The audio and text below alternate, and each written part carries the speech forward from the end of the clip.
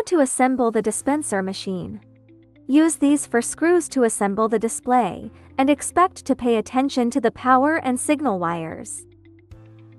These metal parts are joined together.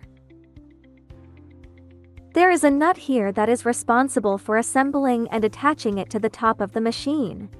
How now we can remove it by loosening this nut.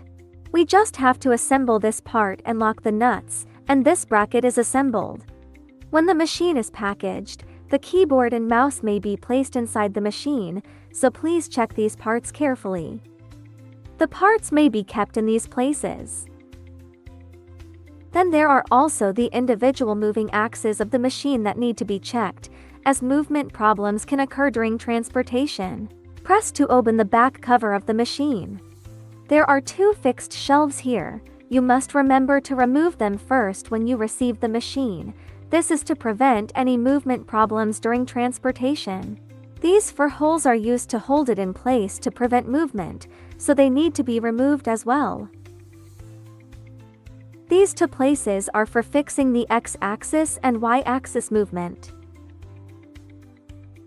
The power supply for the machine is 220 volts, so please use 220 volts. Because of long-distance transportation may have serious vibration shaking problems during transportation. When an abnormality occurs, check if these connections are loose. Check these fuses for looseness. Then check to see if this leakage switch is off. It's usually these connecting parts that need attention.